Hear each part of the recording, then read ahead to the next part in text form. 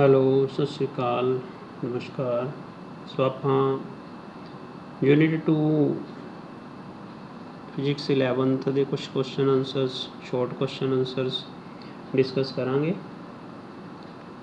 Motion, define motion. Motion ਨੂੰ ਪਰਿਭਾਸ਼ਿਤ ਕਰੋ, ਗਤੀ ਨੂੰ ਪਰਿਭਾਸ਼ਿਤ ਕਰੋ। ਡਿਫਾਈਨ ਮੋਸ਼ਨ ਪ੍ਰਸ਼ਨ ਹੋ ਗਿਆ। ਇਹਦਾ ਉੱਤਰ ਆਪਾਂ ਕੀ ਦੇਵਾਂਗੇ? ਸੋ ਐਨ object is said to be in motion। ਸੋ ਇੱਕ ਵਸਤੂ, ਇੱਕ ਪਿੰਡ ਨੂੰ ਅਸੀਂ ਗਤੀਮਾਨ ਕਵਾਂਗੇ if it changes its position, ਜੇ ਉਹ ਆਪਣੀ ਪੋਜੀਸ਼ਨ ਚੇਂਜ ਕਰਦਾ ਵਾ। ਸੋ ਅਸੀਂ ਇੱਕ ਓਬਜੈਕਟ ਨੂੰ ਕਵਾਂਗੇ ਕਿ ਉਹ ਮੋਸ਼ਨ ਵਿੱਚ ਆ ਜੇ ਉਹ ਆਪਣੀ ਪੋਜੀਸ਼ਨ ਜਿਹੜੀ ਆ ਉਹਨੂੰ ਚੇਂਜ ਕਰਦਾ ਹੈਗਾ। Change with respect to, change its position with respect to, with respect to ਆਪਾਂ ਸ਼ਾਰਟਕਟ 'ਚ ਅੱਖਰ ਲਿਖ ਦਿੰਦੇ ਹਾਂ with respect to, WRT, its surroundings, surroundings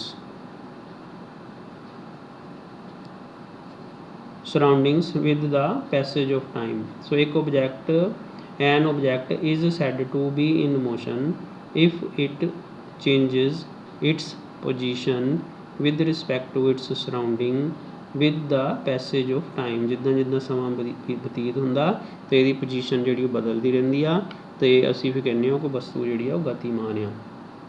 ਵਿਸ਼ਰਾਮ ਅਵਸਥਾ, ਵਿਰਾਮ ਅਵਸਥਾ ਕੀ ਹੁੰਦੀ ਆ? Define rest. ਸੋ ਰੈਸਟ ਕੀ ਹੁੰਦਾ ਵਾ? ਰੈਸਟ ਜਿਹਨੂੰ ਅਸੀਂ ਵਿਰਾਮ ਅਵਸਥਾ ਜਾਂ ਵਿਸ਼ਰਾਮ ਅਵਸਥਾ ਕਹਿ ਸਕਦੇ ਹਾਂ।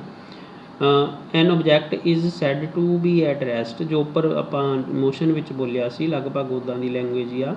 An object is said to be at rest, ਇੱਕ ਵਸਤੂ, ਇੱਕ ਪਿੰਡ ਜਿਹੜਾ ਆ ਉਹ ਵਿਰਾਮ ਅਵਸਥਾ ਵਿੱਚ ਹੁੰਦਾ ਵਾ ਜੇ ਉਹ ਆਪਣੀ ਪੋਜੀਸ਼ਨ, ਆਪਣੀ ਸਥਿਤੀ ਜਿਹੜੀ ਆ ਪੋਜੀਸ਼ਨ ਨਹੀਂ ਬਦਲਦਾ।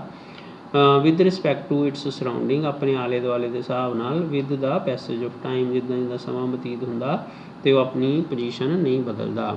ਐਨ object is said to be at rest if it does not change its position with respect to its surroundings with the passage of time। ਜਿਵੇਂ ਜਿਵੇਂ ਸਮਾਂ ਲੰਘਦਾ ਇਹਦੀ ਪੋਜੀਸ਼ਨ ਨਹੀਂ ਬਦਲਦੀ। ਪੁਆਇੰਟ ਓਬਜੈਕਟ ਤੋਂ ਕੀ ਭਾਵ ਹੈਗਾ? ਪੁਆਇੰਟ ਓਬਜੈਕਟ, ਪੁਆਇੰਟ ਓਬਜੈਕਟ ਬਿੰਦੂ ਪਿੰਡ, ਠੀਕ ਆ। ਸੋ ਮਤਲਬ ਕਿ ਪੁਆਇੰਟ ਆ, ਕੋਈ ਚੀਜ਼ ਆ, ਕਾਰ ਆ, ਰੇਲ ਗੱਡੀ ਆ, ਜਹਾਜ਼ ਆ, ਉਹ ਬਸ ਇੱਦਾਂ ਦਾ ਇੱਕ ਡਾਟ, ਬਿੰਦੂ, ਪੁਆਇੰਟ ਆ। ਅਸੀਂ ਕਹਿੰਦੇ ਹਾਂ ਕਿ ਜਹਾਜ਼ ਇੱਥੋਂ ਇੱਥੇ ਚਲਾ ਗਿਆ, ਆਹ ਜਹਾਜ਼ ਚਲਾ ਗਿਆ ਜੀ, ਆਹ ਜਹਾਜ਼ ਆ ਇੱਥੇ ਪਹੁੰਚ ਗਿਆ। ਸੋ ਜਹਾਜ਼ ਤੁਸੀਂ ਆਪੇ ਦੇਖਦੇ ਹੋ ਕਿੱਡਾ ਵੱਡਾ ਜਹਾਜ਼ ਹੁੰਦਾ ਹੈਗਾ। ਸੋ ਆਪਾਂ ਉਹਨੂੰ ਇਹ ਕਹਿ ਦਿੰਦੇ ਕਿ ਬਿੰਦੂ ਆ, ਇੱਥੋਂ ਗਿਆ ਇੱਥੇ ਪਹੁੰਚ ਗਿਆ। ਸੋ ਪੁਆਇੰਟ ਓਬਜੈਕਟ ਅਸੀਂ ਕਿਹਨੂੰ ਕਹਿੰਦੇ ਹਾਂ? ਸੋ ਓਬਜੈਕਟ ਜਿਹੜਾ ਹੁੰਦਾ ਵਾ, an object is considered as a point object when its size is negligibly small, negligibly, so ਇੱਥੇ ਸ਼ਬਦ ਆਇਆ negligibly, negligibly।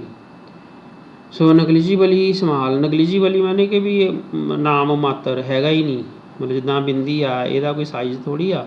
ਸੋ ਇਹ ਜੇ ਆਪਾਂ ਕਹੀਏ ਕਿ ਵੀ ਆਹ ਇੰਡੀਆ ਵਾ ਅਤੇ ਆਹ ਅਮਰੀਕਾ ਵਾ, ਤਾਂ ਇੰਡੀਆ ਅਤੇ ਅਮਰੀਕਾ ਦੀ ਦੂਰੀ ਐਡੀ ਜ਼ਿਆਦਾ ਵਾ, ਉਹਦੇ ਹਿਸਾਬ ਨਾਲ ਆਪਾਂ ਕਾਪੀ 'ਤੇ ਇੱਕ ਲਕੀਰ ਬਣਾ ਦਿੱਤੀ ਵੀ ਆ ਇੰਡੀਆ ਅਤੇ ਅਮਰੀਕਾ, ਅਤੇ ਆਪਾਂ ਨੂੰ ਤਾਂ ਪਤਾ ਇਹ ਹਜ਼ਾਰਾਂ ਹੀ ਕਿਲੋਮੀਟਰ ਦੂਰ ਆ। ਤਾਂ ਫਿਰ ਜਹਾਜ਼ ਉਹਦੇ ਹਿਸਾਬ ਨਾਲ ਤਾਂ ਫਿਰ ਬਿੰਦੂ ਹੀ ਰਹਿ ਗਿਆ ਨਾ, ਉਹਦੇ ਕੰਪੈਰੀਜ਼ਨ 'ਚੋਂ ਬਿੰਦੂ ਰਹਿ ਗਿਆ। ਜਿੱਦਾਂ ਹੁਣ ਇੱਕ ਬੰਦੇ ਕੋਲ ਤਾਂ ਹੋਵੇ 1000 ਰੁਪਈਆ ਅਤੇ ਇੱਕ ਬੰਦੇ ਕੋਲ ਹੋਵੇ ਸਿਰਫ 1 ਰੁਪਈਆ, ਤਾਂ ਫਿਰ ਆਪਾਂ ਉਹ 1 ਰੁਪਏ ਅਤੇ 1000 ਦਾ ਜੇ ਕੰਪੈਰੀਜ਼ਨ ਕਰਾਂਗੇ ਤਾਂ ਫਿਰ ਇਹ ਤਾਂ ਕੁਛ ਵੀ ਮਾਇਨੇ ਨਹੀਂ ਰੱਖਦਾ 1 ਰੁਪਈਆ 1000 ਦੇ ਮੂਹਰੇ। ਸੋ ਇਸ ਕਰਕੇ ਇਹ ਫਿਰ ਨਿਗਲੀਜੀਬਲ ਆ, ਇਹਨੂੰ ਅਸੀਂ ਛੱਡ ਰੁਪਏ ਦਾ ਕੀ ਆ। ਸੋ ਜਿੱਥੇ ਮੰਨ ਲਓ ਅਸੀਂ ਕਿਸੇ ਦੁਕਾਨ 'ਤੇ ਵੀ ਜੇ ਮੰਨ ਲਓ ਤੁਸੀਂ 1500 ਦਾ ਕੋਈ ਸੌਦਾ ਖਰੀਦਿਆ ਅਤੇ ਰੁਪਈਆ 2 ਰੁਪਏ 10 ਰੁਪਏ ਵੀ ਉੱਤੇ ਹੁੰਦੇ ਤਾਂ ਚੱਲ ਛੱਡ 10 ਰੁਪਏ ਦਾ ਕੀ ਆ। ਅਸੀਂ ਉਹਨੂੰ ਕਹਿ ਦਿੰਦੇ ਹਾਂ ਵੀ 500-600 ਰੁਪਈਆ ਤੈਨੂੰ ਦੇ ਦਿੱਤਾ, ਹੁਣ 10-20 ਰੁਪਏ ਛੱਡ ਦੇ। ਮੀਨਜ਼ ਉਹ ਨਿਗਲੀਜੀਬਲ ਹੋ ਜਾਂਦੇ। ਫਿਰ ਜਦੋਂ ਵੱਡੀ ਰਕਮ ਹੁੰਦੀ ਆ ਤਾਂ ਉਹ ਛੋਟੇ ਜਿਹੇ, ਜੇ ਹੈਗਾ ਹੀ ਰੁਪਏ ਦੀ ਟੋਫੀ ਲਈ ਆ ਤਾਂ ਹੁਣ ਉਹਨੂੰ ਕੋਲ ਰੁਪਈਆ ਕੀ ਹੁੰਦਾ, ਛੱਡ ਪਰਾਂ। ਤੁਸੀਂ ਚੀਜ਼ ਹੀ ਰੁਪਏ ਦੀ ਖਰੀਦੀ ਫਿਰ ਨਹੀਂ ਨਾ ਉਹਨੂੰ ਛੱਡ ਸਕਦੇ। ਸੋ ਜੇ ਇੱਕ ਬੰਦੇ ਕੋਲ 2 ਰੁਪਏ ਆ ਅਤੇ ਇੱਕ ਕੋਲ 1 ਰੁਪਈਆ, ਫਿਰ ਉਹਦੇ ਕੋਲ ਅੱਧੇ ਪੈਸੇ ਹੈਗੇ ਆ ਉਹਦੇ ਨਾਲੋਂ, ਫਿਰ ਉਹ ਨਿਗਲੀਜੀਬਲ ਨਹੀਂ ਹੈਗਾ। ਸੋ ਨਿਗਲੀਜੀਬਲ ਤੋਂ ਭਾਵ ਸਮਝ ਗਏ ਹੋਣੇ ਆ। ਸੋ ਨਿਗਲੀਜੀਬਲੀ, ਸੋ ਇੱਥੇ ਗੱਲ ਆ ਗਈ। So an object is considered as point object. So ਇੱਕ ਓਬਜੈਕਟ ਜਿਹੜਾ ਹੁੰਦਾ ਵਾ ਉਹ ਪੁਆਇੰਟ ਓਬਜੈਕਟ ਹੁੰਦਾ ਵਾ। ਕੰਸੀਡਰ ਆਪਾਂ ਉਹਨੂੰ ਮੰਨ ਲੈਂਦੇ ਹਾਂ, ਕੰਸੀਡਰ ਕਰ ਲੈਂਦੇ ਹਾਂ। ਕੰਸੀਡਰ ਇਹ ਸ਼ਬਦ ਕਈ ਵਾਰੀ ਆਉਣਾ ਤੁਹਾਡੇ ਕੋਲ, consider. So an object is considered as point object when its size, ਜਦੋਂ ਉਹਦਾ ਸਾਈਜ਼ ਜਿਹੜਾ ਹੈਗਾ ਉਹ negligibly small as compared to the distance it moves. So ਜਿੰਨੀ ਦੂਰ ਉਹਨੇ ਜਾਣਾ ਹੈਗਾ ਉਹਦੇ ਮੁਕਾਬਲੇ 'ਚ ਜਦੋਂ ਆਪਣਾ ਸਾਈਜ਼ ਬਹੁਤ ਹੀ ਛੋਟਾ ਹੋਵੇ ਤਾਂ ਫਿਰ ਅਸੀਂ ਉਹਨੂੰ ਪੁਆਇੰਟ ਓਬਜੈਕਟ ਕਹਿ ਦਿੰਦੇ ਹੁੰਦੇ ਹਾਂ।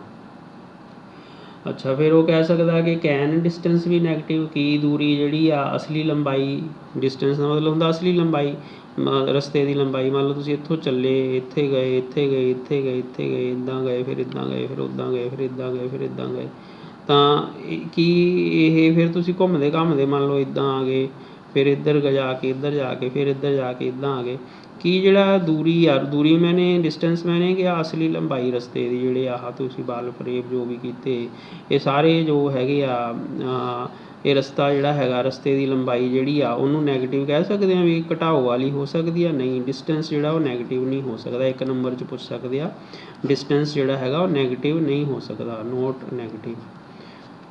ਸੋ ਇਹ ਨੈਗੇਟਿਵ ਨਹੀਂ ਹੋ ਸਕਦਾ। So distance can not be negative. So distance ਜਿਹੜਾ ਹੈਗਾ ਉਹ ਨੈਗੇਟਿਵ ਨਹੀਂ ਹੋ ਸਕਦਾ। So can distance be negative? ਨਹੀਂ, distance can not be negative. Displacement negative ਹੋ ਸਕਦੀ ਆ। So displacement can be negative, displacement it can be negative. So 1 number ਦੇ ਕੁਐਸਚਨ ਆ ਇੱਦਾਂ ਦੇ ਪੁੱਛੇ ਜਾ ਸਕਦੇ ਆ। ਸੋ ਡਿਸਪਲੇਸਮੈਂਟ ਨੈਗੇਟਿਵ ਹੋ ਸਕਦੀ ਆ। ਮੰਨ ਲਓ ਤੁਸੀਂ ਇੱਥੋਂ ਇੱਥੇ ਗਏ, ਫਿਰ ਇੱਥੋਂ ਵਾਪਸ ਆ ਗਏ, ਮੰਨ ਲਓ ਆਹ 0 ਆ, ਸੋ ਤੁਸੀਂ ਇੱਥੇ 15 ਦੂਰ ਗਏ, ਯੂਨਿਟ ਦੂਰ ਗਏ, ਫਿਰ ਇਸ ਤੋਂ ਬਾਅਦ ਵਾਪਸ ਆ ਗਏ। ਜਦੋਂ ਵਾਪਸ ਆ ਗਏ ਤੁਸੀਂ ਇੱਧਰ ਨੂੰ ਚਲੇ ਗਏ, ਜੇ 0 ਇਹਨੂੰ ਮੰਨਿਆ ਸੀ ਤਾਂ ਫਿਰ ਆਹ ਨੈਗੇਟਿਵ ਹੀ ਹੋਣਗੇ ਨਾ, ਇੱਧਰਲੇ ਪਾਸੇ ਨੈਗੇਟਿਵ ਆ। ਇਹਦਾ ਮਤਲਬ ਡਿਸਪਲੇਸਮੈਂਟ ਹੁਣ ਇੱਥੋਂ ਲੈ ਕੇ ਇੱਥੇ ਤੱਕ ਹੋਈ। ਸੋ ਦਿਸ ਡਿਸਪਲੇਸਮੈਂਟ ਇਜ਼ ਨੈਗੇਟਿਵ। ਸੋ ਕਿਉਂਕਿ ਇਹ ਐਰੋ ਦੇ ਨਾਲ ਵੈਕਟਰ ਕੁਆਂਟੀਟੀ ਆ, ਇੱਧਰ ਨੂੰ ਪੋਜ਼ੀਟਿਵ, ਇੱਧਰ ਨੂੰ ਨੈਗੇਟਿਵ, ਇੱਧਰ ਨੂੰ ਪੋਜ਼ੀਟਿਵ, ਇੱਧਰ ਨੂੰ ਨੈਗੇਟਿਵ। ਸੋ ਇਹਦਾ ਮਤਲਬ ਇੱਧਰਲੀ ਡਿਸਪਲੇਸਮੈਂਟ ਪੋਜ਼ੀਟਿਵ ਆ ਤਾਂ ਇੱਧਰਲੀ ਨੈਗੇਟਿਵ ਹੀ ਲੈਣੀ ਪੈਣੀ। ਸੋ ਡਿਸਪਲੇਸਮੈਂਟ ਵਿਸਥਾਪਨ ਜਿਹੜਾ ਆ ਉਹ ਨੈਗੇਟਿਵ ਹੋ ਸਕਦਾ ਆ। ਸਪੀਡ ਜਿਹੜੀ ਆ ਉਹ ਨੈਗੇਟਿਵ ਨਹੀਂ ਹੋ ਸਕਦੀ। Can speed be negative? No, speed can not be negative. Can velocity be negative? Yes, velocity can be negative. So ਇਹ ਤੁਹਾਡੇ 1 ਨੰਬਰ ਦੇ ਕੁਐਸਚਨ ਪੁੱਛੇ ਜਾ ਸਕਦੇ ਆ। What is the slope of x t graph? Slope of x t graph ਤੋਂ ਸਾਨੂੰ ਕੀ ਪਤਾ ਲੱਗਦਾ? ਸੋ ਐਕਸ-ਟੀ ਗ੍ਰਾਫ ਦੇ ਸਲੋਪ ਤੋਂ ਸਾਨੂੰ ਕੀ ਪਤਾ ਲੱਗਦਾ? What is the slope of x t graph? X t graph ਦਾ ਜਿਹੜਾ ਸਲੋਪ ਆ ਉਹ ਸਾਨੂੰ ਕੀ ਦੱਸਦਾ ਹੈਗਾ? ਸੋ ਐਕਸ-ਟੀ ਮਤਲਬ ਦੂਰੀ ਸਮਾਂ ਗ੍ਰਾਫ ਜਿਹੜਾ ਹੈਗਾ। So distance time graph you can say. So ਇੱਥੋਂ ਸਾਨੂੰ ਸਪੀਡ ਦੇ ਬਾਰੇ ਪਤਾ ਲੱਗਦਾ ਹੈਗਾ ਜਾਂ ਵੈਲੋਸਿਟੀ ਦੇ ਬਾਰੇ ਪਤਾ ਲੱਗਦਾ ਹੈਗਾ। ਸੋ ਵੈਲੋਸਿਟੀ ਟਾਈਮ ਗ੍ਰਾਫ ਤੋਂ ਸਾਨੂੰ ਕੀ ਪਤਾ ਲੱਗਦਾ ਹੈਗਾ? Velocity time, what information we get from velocity time graph? So velocity time graph ਤੋਂ ਸਾਨੂੰ ਜਿਹੜੀ ਇਨਫੋਰਮੇਸ਼ਨ ਮਿਲਦੀ ਆ ਉਹ ਇਹ ਮਿਲਦੀ ਆ ਕਿ ਜਿਹੜਾ ਤਾਂ ਇਹਦਾ ਸਲੋਪ ਹੁੰਦਾ ਵਾ, ਸਲੋਪ ਤੋਂ ਆਪਾਂ ਨੂੰ ਕੀ ਪਤਾ ਲੱਗੂਗਾ? ਸਲੋਪ ਤੋਂ ਆਪਾਂ ਨੂੰ ਪਤਾ ਲੱਗਦਾ ਐਕਸਲਰੇਸ਼ਨ ਦਾ, ਐਕਸਲਰੇਸ਼ਨ ਦਾ। ਅਤੇ ਏਰੀਆ ਆਫ ਗ੍ਰਾਫ ਤੋਂ ਕੀ ਪਤਾ ਲੱਗਦਾ? ਏਰੀਆ ਆਫ ਗ੍ਰਾਫ ਤੋਂ ਡਿਸਪਲੇਸਮੈਂਟ ਪਤਾ ਲੱਗਦੀ ਆ, ਡਿਸਪਲੇਸਮੈਂਟ। ਸੋ ਜੇ ਮੰਨ ਲਓ ਆਪਾਂ ਇੱਕ ਗ੍ਰਾਫ ਬਣਾਈਏ ਜਿਹੜਾ ਕਿ ਵੈਲੋਸਿਟੀ ਟਾਈਮ ਗ੍ਰਾਫ ਹੋਵੇ। ਸੋ ਜੇ ਮੰਨ ਲਓ ਕੋਈ ਆਪਾਂ ਇੱਦਾਂ ਇੱਕ ਗ੍ਰਾਫ ਬਣਾਉਂਦੇ ਹਾਂ ਜਿਹੜਾ ਵੈਲੋਸਿਟੀ ਟਾਈਮ ਗ੍ਰਾਫ ਆ, ਇਹ ਮੰਨ ਲਓ ਇੱਦਾਂ ਦਾ ਗ੍ਰਾਫ ਬਣ ਗਿਆ ਇਹ, ਤਾਂ ਇਹਦੇ ਵਿੱਚ ਜੇ ਆਪਾਂ ਕਹੀਏ ਵੀ ਇਹਦਾ ਸਲੋਪ ਕਿੰਨਾ ਵਾ, ਸਲੋਪ ਤੋਂ ਦਾ ਢਲਾਨ ਤੋਂ ਤਾਂ ਇਹ ਪਤਾ ਲੱਗ ਜਾਊਗਾ ਕਿ ਐਕਸਲਰੇਸ਼ਨ ਪ੍ਰਵੇਗ ਕਿੰਨਾ ਵਾ। ਸੋ ਐਕਸਲਰੇਸ਼ਨ ਦਾ ਪਤਾ ਲੱਗ ਗਿਆ ਸਲੋਪ ਤੋਂ।